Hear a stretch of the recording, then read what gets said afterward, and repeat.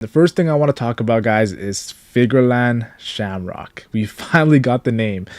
And I was one of those people that didn't want to say stabs or I didn't want to say, what's the other one? Was it stabs? I don't know the other one was, but I didn't want to give him a fake name because I knew he was going to get a name really soon. So I thought, let me just call him Figarland Brother or Shanks' twin or anything like that. So that's why I hold it out on this. But yeah, Figarland Shamrock. Now this is huge because it confirms a lot of things, guys. Yes, Figarland Shamrock confirms a lot of things. First of all, 907. That wasn't Shanks. Shanks is not a Tekashi 69 rat. He's not a snitch. That wasn't Shanks, yo. That was Figarland Shamrock. Figarland Shamrock. And people are always wondering why were the Gorsei reacting to Figarland Shamrock meeting them like that if it wasn't Shanks? Well, the reason why they're reacting to that is this is before Figarland Garling became Gorsei. So Figarland Shamrock is not even the commander of the Holy Knights. He's just one of the Holy Knights. So they're thinking, why are you here? You're not even the leader of your group. So now that Figarland Garling has become a Gorsei and Figarland Shamrock has become the leader of the Holy Knights, the commander of the Holy Knights, that he took the role of his father, now he's officially has some service. And I think the reaction of the Gorsei would have been differently if he walked in now rather than earlier before during the revelry. Now I do gotta say this: the Gorsei still disrespected Figarland Garling when he was the commander of the Holy Knights. Not like the same level as Figarland Shamrock, but they disrespected him, and he had to let them know, no, Imu had my back, guys. Pretty much, I'm the new Saturn in town, and the Gorsei did not like that. So I thought I would explain that because a lot of people were confused about the whole 907 thing. Yeah, so Shanks is not a rat. The jokes were going on for years, even before Wano. Like since the revelry, they've been calling Shanks a rat. So Oda has vindicated Shanks' name, but I feel like you look at Shanks' character as well. Like Shanks' character is one of those things where when he went to go meet Whitebeard, it's not like he was saying, "Yo, Blackbeard's doing this. I'm so angry." No, he was just telling Whitebeard, "Stop Ace." Like Blackbeard is a legit threat. Stop Ace. And it's not his time to go for Blackbeard. So Shanks has never had that like snitch in him if you think about it. Yes, he wants things to go right, like he stopped the Marineford War and everything. I'm not gonna lie, Shanks has a good heart. He has a good heart. That's one thing I noticed, yo. Shanks has a really good heart for a pirate as well, which is crazy because pirates usually don't have good hearts. He's kind of like that Luffy, cut from that Luffy cloth. So yeah, I thought I would talk about that. But back to Figarland Shamrock, I don't want to get too distracted. Another thing that this Figarland Shamrock does is it opens the door to exploring Shanks' past, because we know Shanks was found on God Valley at 1 year old. He was found on God Valley at 1 year old, and that's all we know. But now that we know that Figarland Garling and Figarland, first of all, Figarland Garling, when you saw him in his young days, looked exactly like Shanks. But Figarland Shamrock looks identical to Shanks. So Shamrock looks identical to Shanks. So Oda can definitely explore Shanks' past in a sense of being a Celestial Dragon. And maybe that's why he was crying when Roger came back from Laugh-Tale, because Celestial Dragons are going against everything that Roger Pirates stand for.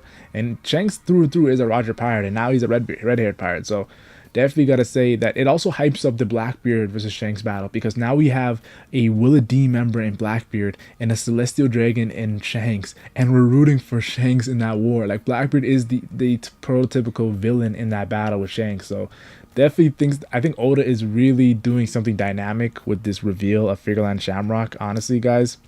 So I was a fan of that as well. Now I have to talk about also Gonko. Her Delphi was pretty cool too. The Arrow no Mi, I thought that was really cool. And Shamrock definitely has a lot of power because he's controlling Gonko. He's like, "Yo, stop what you're doing," like everything like that. I loved it. I loved Shamrock. People were saying he had a great aura. I agree. Shamrock, to me, it was a good thing. That was a good thing that Oda did, in my personal opinion. Now, I think I've talked about everything like Shamrock. I think, the last page, he talks about how the Giants, how he wants to make them a part of the world governments. But it's kind of like he's frustrated with these Giants. I thought that was cool as well, because it definitely leaves the door for Shamrock to be a very pivotal villain. But I don't think Shamrock is the final villain of Elbaf. This is where how do I say this? I had to separate from a lot of fans. I don't think that Shamrock is the final villain of Elbaf. And the reason why I don't think he's the final villain of Elbaf is because he's so early. Final villains a lot of times don't even get revealed. And an arc I like to compare Elbaf to is Skypiea, and Enel wasn't revealed for a while in Skypiea. So I think that Shamrock is a villain of Elbaf, but The fact that says call the Holy Land Mary Joa, he's calling for backup. So pretty much we expect to see a group of Holy Knights here to stop the Giants and put them under his liege in a sense, and bring them part of the world government. It's going to be probably the Holy Knights versus the Straw Hat Pirates. That's probably what we're going to get in Elbaf. And who's the strongest Holy Knight? It's not Shamrock, guys. Shamrock is the second strongest Holy Knight. The first strongest Holy Knight is Figarland Garling. And the reason why you put Figarland Garling as the final villain is because Figarland Garling has mythical powers as well. He has mythical powers as well, and he's a Gorosei, so we know he has Conqueror's Haki coding everything, and he has ties with Roger and the Legends of God Valley. If Luffy takes out Figarland Garling, that is the pretty much it's the end of the old era in a sense. And Figarland Garling can mention Roxy Zebek. It's a lot of lore with Figarland Garling as a character. So I think Figarland Garling is gonna fight Luffy if Oda does go the Holy Knight route of them being the final villains. I think Shamrock might actually fight Luffy too as well, but I think it's gonna be leading up to Figarland Garling. We could get a 6 swordsman as well in the Holy Knights that's gonna fight Zoro, or Zoro could fight Shamrock. It's like Oda can go multiple routes. It's gonna be really cool to see Sanji, Zoro go against these Holy Knights as well, because these Holy Knights, yes, they have cool devil fruits, but their raw power and abilities are also gonna be fun to see, guys. So definitely gotta say that is my final thoughts on the whole Shamrock plot line that we've seen in this chapter, and I gave pretty much a not really full detail, but my initial reaction to what we saw with Shamrock. I'm a fan of this whole Shamrock plotline. A lot of people aren't, but I'm a big fan of Figarland Shamrock because it's a psychological thing. He looks exactly like Shanks. Elbaf reveres Shanks. Loki got captured by Shanks. Luffy wants to meet Shanks. Like, Luffy can't stop talking about Shanks. Zoro kind of confirmed that, but we already knew that. But still, I'm telling you guys right now, a guy who looks exactly like Shanks but moves the exact opposite like Shanks is really gonna make this arc really interesting to see the reactions of the human mind and the Giants' minds as well. So now that I talked about Figarland Shamrock, I'm gonna lead into Loki, because Loki did something in this chapter that I feel like, honestly, I should have talked about it first, but Figarland Shamrock was something that was so built up that I had to talk about it first. I have to talk about Loki, guys. So people are asking where you can read the chapter. It's on OP Scans, guys. Read the chapter on OP Scans. That's where you can read it. That's where I found it. I was waiting for TCB, but it didn't drop, so I was like, whatever, let me just read the OP Scans. But let me lead into Loki now. I want to talk about Loki. Now, the reason why I want to talk about Loki is not because he's tanking Gunko's attacks, and Gunko's Delphi looks super cool. How she was making her legs bigger and just attacking Loki. It was cool. But the reason why I want to talk about Loki is because he did something that only few characters can do, and really talked about it when he was training Luffy, how pretty much there's some guys who can look into the future. What are you going to do, Luffy? That was a big thing. And then Luffy went to Whole Cake Island and he met Katakuri, who can actually look into the future. And Luffy started looking into the future. And then he went to Wano, where over time, I think towards the end of the Kaido Luffy battle, Kaido randomly just starts doing future sight. Like, oh, you think you're cool because you can look into the future? And then we got Shanks, who can look 10 seconds into the future. Shanks looking 10 seconds into the future was the pinnacle of observation haki. So to see Loki in this chapter do future sight, because to me personally, future sight and Conqueror's Haki coding have the same rare ability. If anything, future sight has been more rare than Conqueror's Haki coding, in my personal opinion. Because if you count the numbers of people who can do future sight, yes, there's people probably that can do, they just haven't shown it. But Luffy, Katakuri, Kaido, and Loki, and Shanks, those are 5 characters who can do future sight. But if I count the characters that can do Conqueror's Haki coding, I can go to Yamato, I can go to Zoro, I can go to Luffy, I can go to Kaido, I can go Big Mom. I'm already at 5 guys. Then I can go to, when it comes to, we've seen the Gorosei when it comes to Mars doing Conqueror's Haki coding, but that is a little iffy. But if you want confirmed Conqueror's Haki coding users, I can go to Silver's Rayleigh, I can go to Whitebeard, I can go to Roger. I can go on and on about Conqueror's Haki coding users there's just more Conqueror's Haki coding. Yeah, it's rare, but there's more Conqueror's Haki coding users than Future Sight. So for Loki to use Future Sight in this chapter, he's a giant. First of all, he's a giant. He's the strongest physical giant in Elbaf. Giants are already way stronger than humans. Now he has the crazy physical buffs. Then he has a legendary Devil Fruit. Now he has the pinnacle of observation haki. If you're combining all these talents, I'm thinking, how the hell did Shanks capture this dude? Because This guy has the pinnacle of observation haki, the pinnacle of strength in the One Piece series, and he has a legendary Delve Fruit, and Shanks still captured him. And this is why I always tell people, yo, haki transcends all, because this guy mastered his observation haki, but Shanks' observation haki is into another level. His Conqueror's haki with Divine Departure is on another level. So as we're seeing in this chapter, Oda is confirming that haki transcends all theory. Well, not really theory, but the statement from Kaido. So honestly, I gotta say that when it comes to Loki and his future sight, yes, it was cool, it was amazing, but also made me think of the greater picture of the One Piece story and how a guy this powerful, a guy who has pretty much has it all. Like Yamato had it all too, because Yamato had Conqueror's haki coding, she had a mythical zone Delve Fruit ability, like she had physical Oni strength. Yeah, she had it all. But this guy has already just locked up in Sea Stone. He has future sight, he has a legendary Delve Fruit, he has insane physical power and physical strength, and we haven't even seen him fight yet. Think about that. Oda's hyped up Loki more than Yamato. Yamato's incredibly powerful. I think Yamato's one of the strongest characters in the story. Not like top 10 or 15, but like up there. She's up there when it comes to the strongest characters in the story.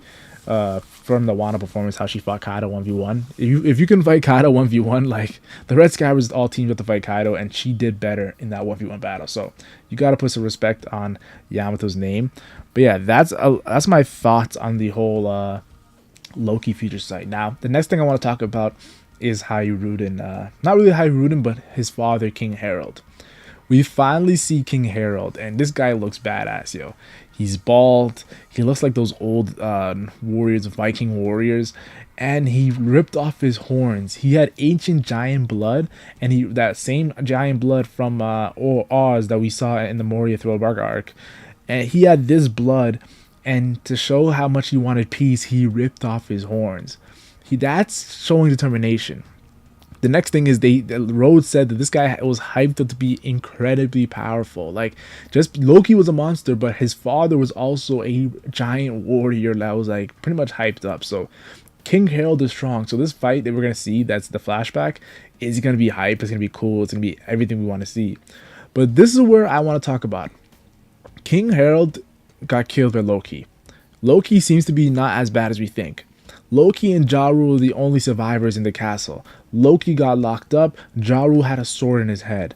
This might be controversial, but I think two things happened. Loki was framed, and Ja Rule saw Loki get framed and believed it was Loki, but it wasn't. Or second, there might be a traitor in the Giants. What if Ja Rule is the traitor in the Giants? I think I'm first person to say this, but the reason why I'm saying this is because if Ja Rule was the traitor in the Giants, that is huge, because what that does is pretty much it shows that he was going against King Harold. If he wanted King Harold dead, he didn't like the peaceful way that King Harold was going and the build connected to the world. Ja Rule probably is an old school guy who likes the violence of Elbaf, and that could be the reason why he betrayed King Harold. Now, this is crazy if he does it, because Ja Rule is, when we saw him, it was celebrating with Luffy and explaining Nika, you just saw no evil intention from Ja Rule.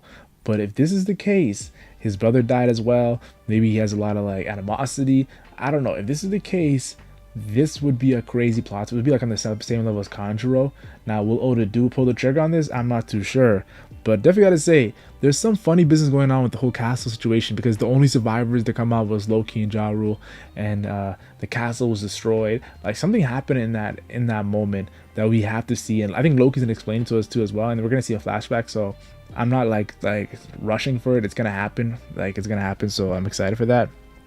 But yeah, definitely gotta say that that's my thoughts in there. And the final thing I could talk about is Hyruden, how he found out he's a half-blood, and he pretty much was getting treated like Naruto in the Leaf Village. He definitely disrespected because of his mother, and he couldn't even live in the castle because pretty much it has to do with giants actually discriminate. Just because they're giants doesn't mean they don't discriminate as well. Just like how humans discriminate with each other, giants do as well if they want their land Elbaf pure. So I thought that was a very interesting element as well. He wants to be king of the giant, and Road wants to help him become king of the giant. I thought that was cool how Zoro's like, oh, I can understand that, of course, because Zoro's trying to do the same thing for Luffy when it comes to king of the pirates. But yeah, definitely got to say, all in all, the Who's Who stuff in the cover story is cool and all. I think the last one was more cooler because it kind of hyped up Who's Who. Oh, he's there and everything. Now we just saw his fodder soldiers. Probably gonna see Who's Who in the next cover story. But yeah, this chapter overall was a great chapter to me. I enjoyed it. Like, I thoroughly enjoyed the chapter. I don't know what you guys, I don't know if you guys enjoy the chapter, but this whole Figarland Shamrock thing is such an interesting element. And I know we're early on in the Elbaf arc, and I have a big discussion coming out, guys. Stay tuned. It's gonna be like a 45-minute discussion coming out. It's gonna be a collab with one of you guys' favorite One Piece YouTubers that's coming out this weekend, maybe Monday. So stay tuned for that. But I got some big things planned for the channel, guys. This chapter definitely helps when it comes to big things planned for the chapter. So stay tuned for that. But that's my initial reaction to the One Piece chapter, guys. This is my initial reaction to the One Piece chapter 1137. Honestly, I enjoyed it, guys.